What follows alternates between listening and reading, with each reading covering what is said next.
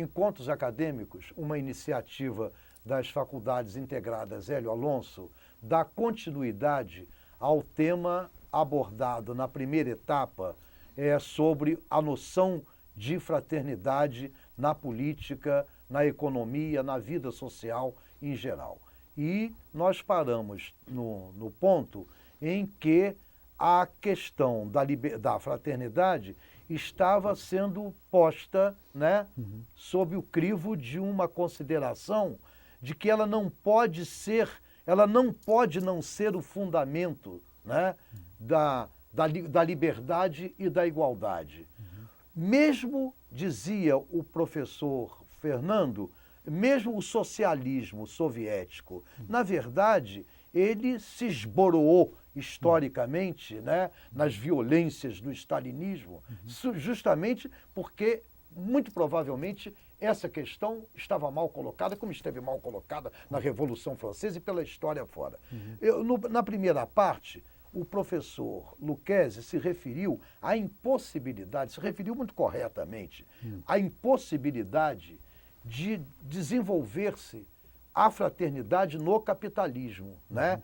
Embora até a igualdade e a liberdade pudessem, de alguma maneira, ser asseguradas pela organização social. Eu só queria ir mais longe, quer dizer, isso não, embora o capitalismo seja explicitamente um atentado à fraternidade pelo espírito concorrencial dele, né? Mas a soberba que sempre dominou a história humana, mesmo nos outros modos de produção, esteve presente também assassinando a fraternidade e também colocando a história humana na desigualdade, na opressão, na escravização e tudo mais que nós conhecemos.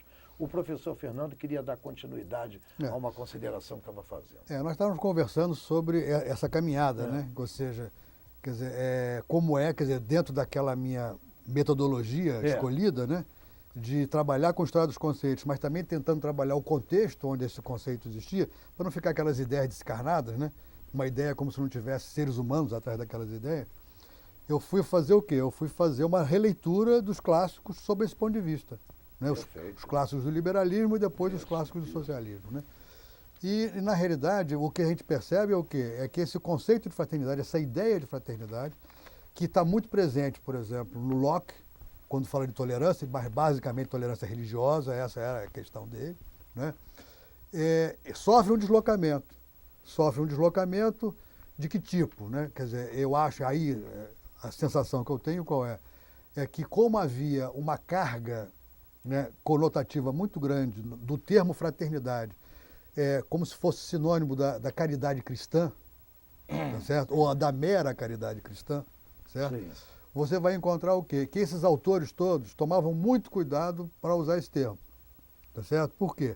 Porque esse termo poderia ser confundido com a mera piedade ou a caridade cristã, né? E o que você vai perceber é o quê? É que esses autores tratam desse tema, dessa questão, como humanidade, né? Isso muito por influência do iluminismo humanista, do humanismo iluminista, digamos assim, né? E aí o que acontecem aí coisas muito interessantes.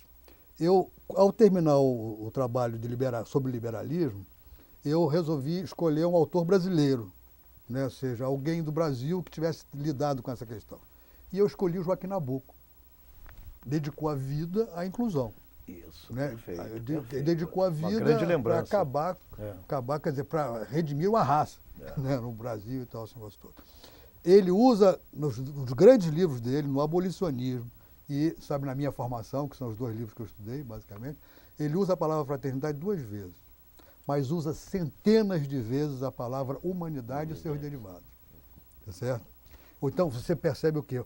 Um deslocamento do termo, sabe, do conceito, da ideia de fraternidade para a humanidade. Isso em todo o liberalismo você vai encontrar isso. Fernando, antes de voltar para o Lucchesi, lembrar isso, quer dizer, eu acho que a Igreja Católica tem muita responsabilidade sobre esse desprestígio e esse silenciamento que a intelectualidade ocidental, principalmente depois da briga do Papa com Galileu, é um escrúpulo muito grande da intelectualidade ocidental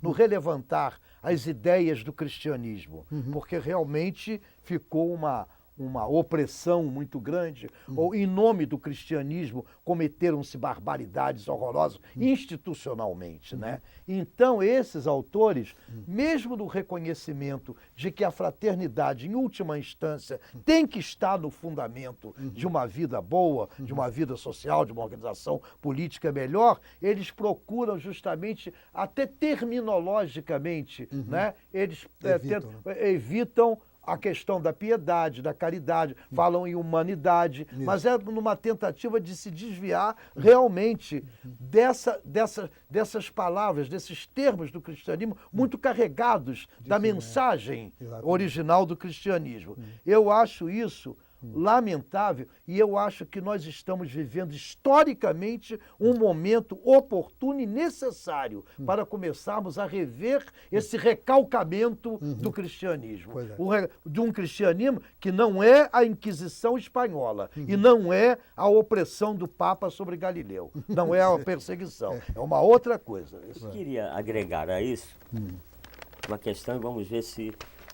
Tenho certeza que o Fernando vai fazer a costura, até porque já fizemos um programa há alguns anos sobre esse tema que vou invocar agora. A minha aflição diz sempre respeito ao que está por vir, né? Porque o que já foi feito está. E esse devir nos põe como centro uma coisa que eu, em algum escrito chamei de sociedade creôntica, que tem a tebas dourada da tecnologia. Até que ponto a tecnologia, cada vez mais entranhada na relação cotidiana dos indivíduos, poderia favorecer ou obstruir mais radicalmente a tentativa de esboçar, efetivamente para um futuro próximo ou distante, uma estratégia centrada na fraternidade.